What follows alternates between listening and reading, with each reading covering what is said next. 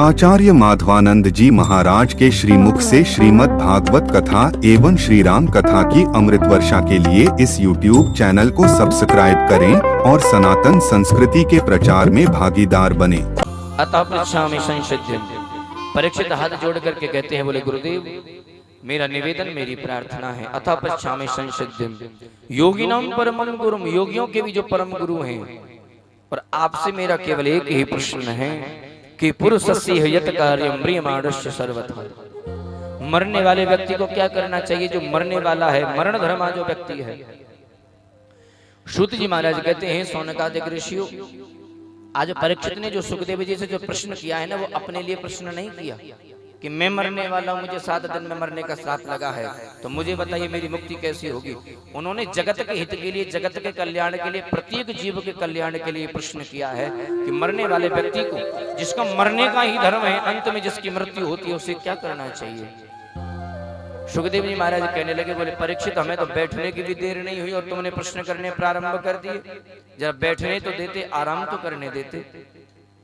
राजा परीक्षित हाथ जोड़ करके कहते हैं, बोले भगवान आप जैसे संत ज्यादा देर तक कहीं टिकते ही नहीं है, और मैं तुम्हें आराम करने देता, मैं तुम्हारी आवागताई में लग जाता, स्वागत करने में लग जाता, तुम्हारा रुकने का समय पूरा हो जाता और तुम इस स्थान को छोड़ करके ही चले जाते, मैं तो यहीं पर लटका रह जाता, मेरी मुक्ति कैसी होगी। तो कृपा करके मेरे इस प्रश्न का आप उत्तर प्रदान कर दीजिए। आज सुखदेव जी कहते हैं, बोले राजन तुम्हारा जो प्रश्न है ये बड़ा ही उत्तम प्रश्न है, जगत के कल्याण के लिए प्रश्न है। अगर तुम चाहते हो कि मरने वाले व्यक्ति को क्या करना है, तो ध्यान से श्रवण करो। 3 बातों का अपने जीवन में स्थान प्रदान करो। बोले कौन कौन सा महाराज? कि तस्माद् भारत सर्वात्मा भगवानेश्वरो हरिः श्रोतव्य कीर्तितव्यस्य स्मृतस्ते छिता भयो। सुखदेव जी महाराज कहते हैं, राजन परीक्षित, जो जीव अपना कल्याण करना चाहता है उसे जीवन में 3 बातों का ध्यान रखना चाहिए। बोले कौन कौन सी बात? बोले जो सबसे पहली बात है, बोले श्रोतव्य हो, वो ज्यादा से ज्यादा भगवान गोविंद की कथाओं को श्रवण करे, ज्यादा से ज्यादा भगवान का सत्संग श्रवण करे। श्रोतव्य हो, जब ये काम करना प्रारंभ कर दे, कथाओं को जब सुनना प्रारंभ कर दे, तो दूसरी सीढ़ी है, बोले कीर्तितव्य हो, फिर कथाओं को सुनाने लगे। पहले कथा सुने भगवान की, फिर दूसरे लोगों को भी भगवान की कथाओं को सुनाए, क्योंकि कथा भी तो वही सुना सकता है जो कल पहले कथाओं को सुने। वक्ता भी वही बन सकता है जो एकाग्रचित होकर के जो पहले श्रोता बन जाए, जो श्रोता बनने का भी जो ढंग सीख ले, वही वक्ता बन सकता है। पहले श्रोता बने, फिर वक्ता बने, पहले कथाओं को सुने, फिर कथाओं को सुनाए। कोई सुनाने वाला मिल जाए तो बैठ करके भगवान की कथा को सुने, अगर कोई सुनने वाला मिल जाए तो उसे बैठा करके भगवान की चर्चा सुनाने लगे, भगवान की कथा सुनाने लगे। और न कोई सुनने वाला मिले, न कोई सुनाने वाला मिले, तो क्या करें? बोले महाराज फिर करो स्मरण, बोले भगवान की उन कथाओं का चिंतन करो, क्योंकि जब तक हम चिंतन नहीं करेंगे, भगवान की कथा नहीं करेंगे ना, जब तक हमें पता नहीं चलेगा कि भगवान का स्वरूप कैसा है, भगवान का व्यवहार कैसा है, भगवान है कैसे। बोले जब तक किसी के बारे में परिचय ना हो जाए, जब तक उसके साथ में प्रीति नहीं होती, मित्रता नहीं होती है, तो ये तो गोविंद है, ये तो भगवान है, जब तक इनके बारे में तुम्हें जान ना लोगे तब तक तुम्हारा कल्याण होगा ही कैसे। कि जाने बिनु न होई प्रतीति, बिनु प्रतीति होए नहीं प्रीति, प्रतीति होए नहीं प्रीति। जाने बिनु न होई प्रतीति, बिनु प्रतीति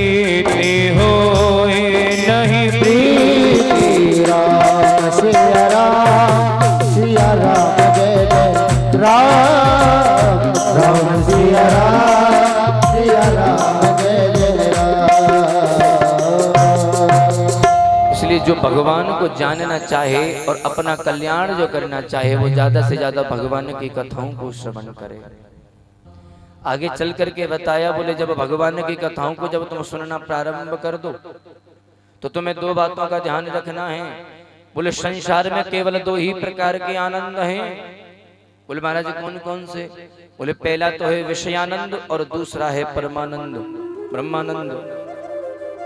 संसार में रह करके विषयों का सुख भोगने से जिस आनंद की प्राप्ति होती है उसे विषयानंद कहते हैं, और भगवान के चरणों में बैठ करके भजन करने से जिस आनंद की प्राप्ति होती है उसे ब्रह्मानंद कहते हैं, उसे परमानंद कहते हैं। अगर तुम चाहो कि हम संसार में फंसे रहें, हमारा कल्याण ही न हो, तो तुम विषयों में खो जाओ, संसार में सुख सुविधाएं लो, भोगों का भोग भोगो। लेकिन तुम चाहते हो कि जन्म मरण बंधन से मुक्त हो जाएं, तो भगवान के चरणों का आश्रय ले लो। आदि गुरु शंकराचार्य भगवान कहा करते थे, बोले जन्म लेना उसी का सार्थक है जिसे बार बार जन्म न लेना पड़े, और मरना भी उसी का सार्थक है जिसे बार बार मरना न पड़े।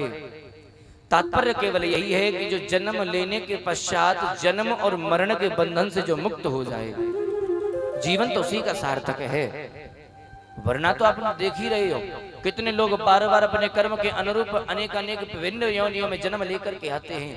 कभी महाराज मनुष्य बन जाते हैं, कभी कुकर शुकर बन जाते हैं, कभी नाली के कीड़े मकोड़े बन जाते हैं, कभी विष्ठा के कीड़े बनते हैं, कभी मलमूत्र के कीड़े बन जाते हैं। जैसा कर्म करते हैं वैसे ही योनियों को प्राप्त करने में लग जाते हैं।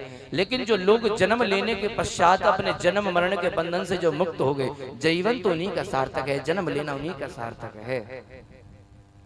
आगे चल करके सुखदेव जी कहते हैं, बोले सुनो, जब इस प्रकार का जब तुम भगवान का ध्यान करना सीख जाओ तो फिर चार बातों का तुम्हें ध्यान रखना है कि जिताशनो जितश्वासो जितसंगो जितेन्द्रियः स्थूले भगवतो रूपे मनः संधारयेत्।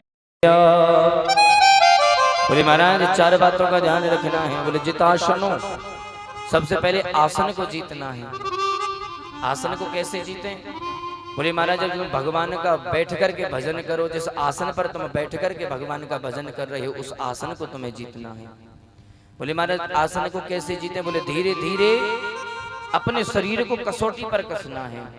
ये नहीं कि महाराज 10 मिनट भगवान का भजन करने बैठे हो, 10 मिनट में ही महाराज कई प्रकार के तुमने आसन बदल दिए। कभी लौट रहे हो, कभी घाट पर लौट रहे हो, कभी लंबे पैर कर लिया, कभी भगवान की तरफ पैर कर लिए, कभी महाराज पीछे की तरफ कर लिए, कभी भगवान खड़े होकर के भजन कर रहे हैं। तो ऐसे भगवान का भजन नहीं होता। बोले महाराज तो बोले धीरे धीरे धीरे धीरे अपने शरीर को कसौटी पर कसना है। धीरे धीरे तुम्हें भगवान का भजन करने की आदत नहीं, बैठने की आदत नहीं, तो केवल आज 10 मिनट बैठो। ये नहीं कि महाराज गुरुजी ने कह दिया तो महाराज एक एकदम 4 घंटे के लिए बैठ गए, बोले जीवन में कभी बैठे ही नहीं। जब ऐसा करो तो महाराज पैर अकड़ जाएंगे, तो मैं हॉस्पिटल में भर्ती करना पड़ेगा। तो बोले महाराज क्या करें? बोले धीरे धीरे अपने शरीर को कसौटी पर कसना है। आज 10 मिनट बैठे तो कल 15 मिनट बैठो, परसों 20 मिनट बैठो।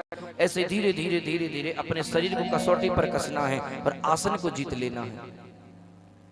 आगे चल करके बताया, बोले जितश्वास, श्वास के द्वारा प्राणायाम करके अपनी श्वास पर विजय की प्राप्ति कर लेनी है। जित संगो, जब हम भगवान के भक्त बन जाएं, भगवान का भजन करने लगे, तो हमारी संगति भी भगवान के भक्तों जैसी ही होनी चाहिए। ये नहीं कि हमारे मन में तो विचार है कि बोले हम भगवान के भजन है हमारा कल्याण हो जाएगा, और संगति हमारे दुराचारी लोगों की है तो कभी भी कल्याण नहीं होने वाला है। जितेंद्रिय, अपनी इंद्रियों को वश में कर लो। कान जो सुनना चाहते हैं वो मत सुनाओ, हम जो सुनना चाहते हैं जिनको सुनने से हमारा कल्याण होगा उसमें वही भगवान की कथा श्रवण कराओ। नेत्र जो देखना चाहते हैं उन्हें वो मत दिखाओ, जिनको दर्शन करने से हमारा कल्याण हो जाए उन भगवान के दर्शन इन्हें कराओ, तभी हमारा कल्याण हो सकता है। बोले गोविंद भगवान की